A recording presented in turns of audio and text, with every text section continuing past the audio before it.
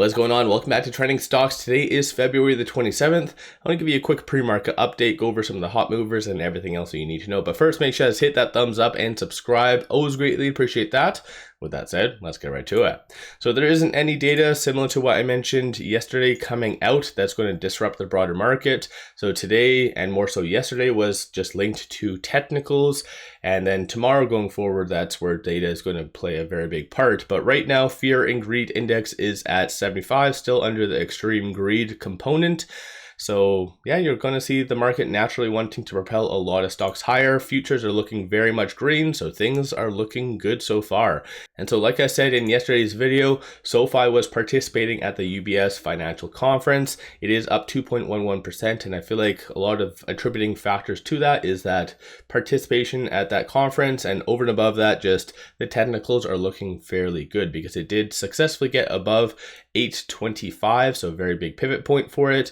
And also, I believe there was one at $8.54. So technicals are looking fairly good. It can technically run all the way up to around, well, it's already above this R3. So if we kind of zoom out a little bit, so $9.28 is going to be essentially the next strong resistance point for SOFI. So I feel like things are looking fairly good right now. Of course, based on the technicals and the stochastic, if this does continue to run up to potentially above 9, this is where it might be considered overbought, but that'll be a problem once we get over it. Right now, shorts are returning about 83,000 shares. 16.5% of the free float is being shorted, and 150.46 million shares overall are being shorted.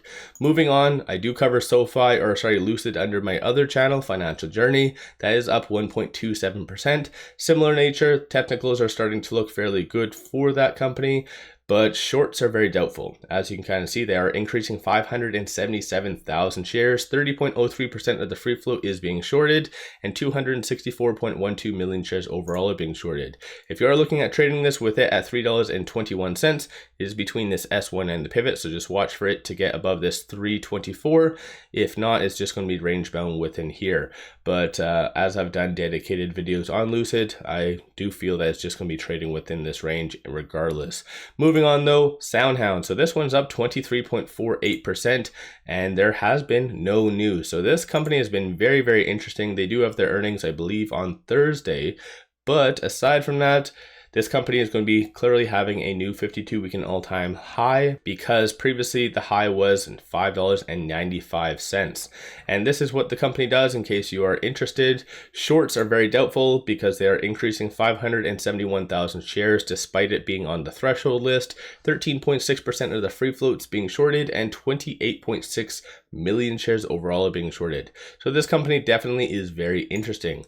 Marathon, ticker is MARA. This company has been absolutely parabolic and piggybacking clearly off of Bitcoin though, as this is a miner, but technically it is up 9.76%. Bitcoin's still running. And yeah, things are happening with it. So there's a lot of speculation on when the Bitcoin halving, or whatever the hell you want to call it, is going to occur. And yeah, so I think clearly just based on the volume as well, big money is getting into Bitcoin and several other coins, Ethereum. So miners are running. So this one will be a hot one today.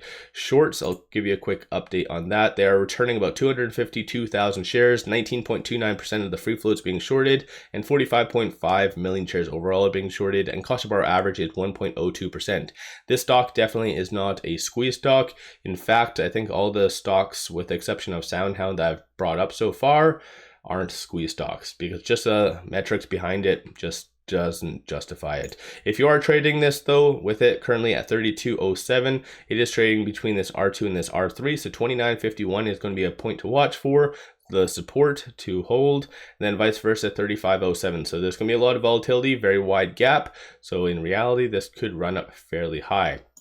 Moving on, so ticker is PANW. I wanted to bring this one up because it went up 7.3% as well. It looks like 5% so far pre-market. And the reason why this is a little bit more popular. They had horrible earnings, but despite that though, Nancy Pelosi or whatever her name was, she bought call options. So that does insinuate this is now a buy, because she seems to be the new Warren Buffett of the market of all things.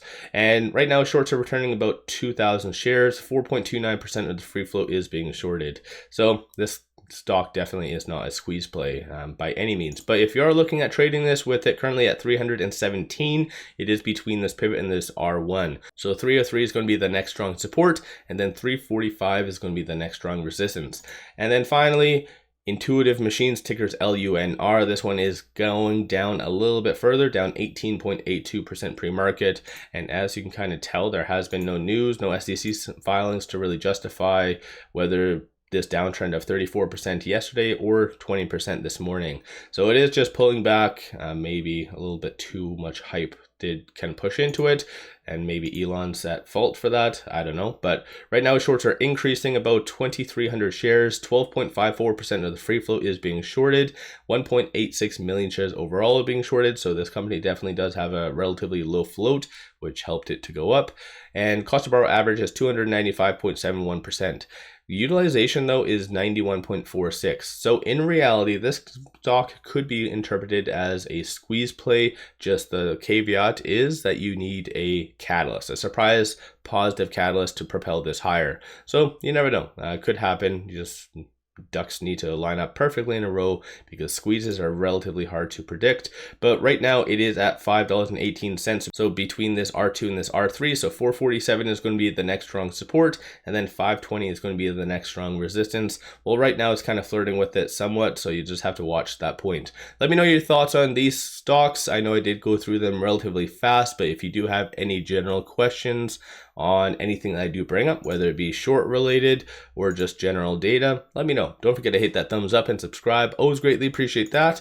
And one final thing, take advantage of this promo. It is only up until February the 29th. Simply sign up for an account with MULN for $100 at it, and you get 5 free stocks. Each stock is valued up to $2,000. Take advantage of this. Link in the description below and also the comments. With all that said, appreciate all of you watching.